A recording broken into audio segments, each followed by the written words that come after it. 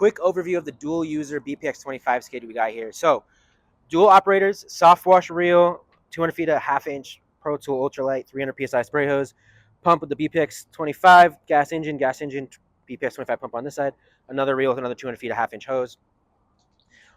Input reel right here, 5/8. So for our soft wash system, we've got a nice metering manifold right here on the curb side, so you can easily access this from the side of the truck. Go ahead and set your mix ratios for each of your valves that you want. Then around here, we got the carbon filters, dual carbon, on-off valve for the water purification system, waste valve, RO bypass valve right here. Got our tap water tank, our surfactant tank. We've got our 80-gallon bleach tank and a 55-gallon RO holding tank. Got our power pack for our 110 pump, dual high flow membranes, 110 pump right here and regulator for that guy. To operate this, you want to make sure you already have your 80-gallon bleach tank filled, your surfactant tank filled, and then connect your source to water, your input reel to water. Once you got water coming in, it's going to keep that tap water leveling tank full. It's going to provide water to the RO system. Just make sure you got that valve on the back. Fill up your tank with RO water first. You want to start with that full. Go ahead and close that production valve on the back to put it in production mode. Turn on your pump, fill that tank up. Once it's full, it'll go into bypass mode, so you don't have to worry about the tank overflowing. It's got a float valve in there, so you can leave that on. I would recommend you flush probably at least every 30 minutes to an hour, just for about 1 minute, and then again at the end of the job. Once all your tanks are full, you can go ahead and fire up your engines and dial in your preferred pressure setting. So I like to run at about 120 psi. 150 psi is great. You can max out to 175 psi and get the most amount of flow and really blast the surface. But I think 120 psi is a great happy medium for running on a 50 tip on this. So if you need another video on starting a gas engine, there's going to be another one on that. But basically, you can start the engine, dial in your pressure settings with this regulator, so you can turn it left to dial it back, and turn it right to increase the pressure and get more pressure, more flow out that hose, out that gun through the tip. So that's the quick overview on how to operate and where everything is, how to operate this BPX 25 skid. So this is how to operate your pure water system. The first thing you want to do is take the inlet reel here and go and connect to your water source. That's going to provide water to the system. Then you've got an on-off valve right here coming into the carbon. So you want to turn on that to let water fill up those carbon filters.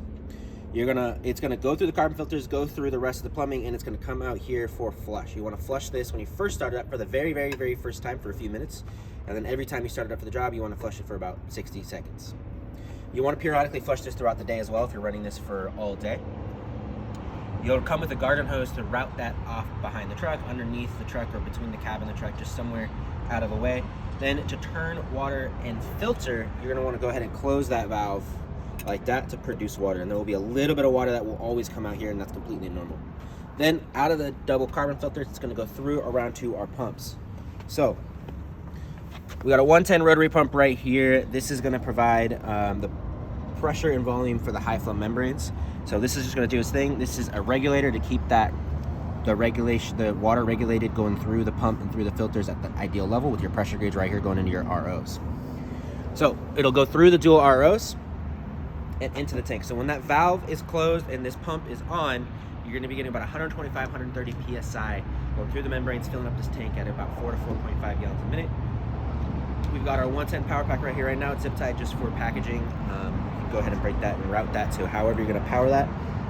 You've got two buttons. So you've got the orange button to turn on the pump, green button to turn off the pump. You can also just unplug it to turn it off as well. Then that water is going to be filling up this RO tank. Once it's filled, or once you're done purifying water and you're done for the day, you're going to go back over to that valve and open it and flush it for about 2 minutes. We do recommend that maybe every half hour, every hour, you open up that valve for about 30 seconds and close it back up, just to make sure you maintain these membranes.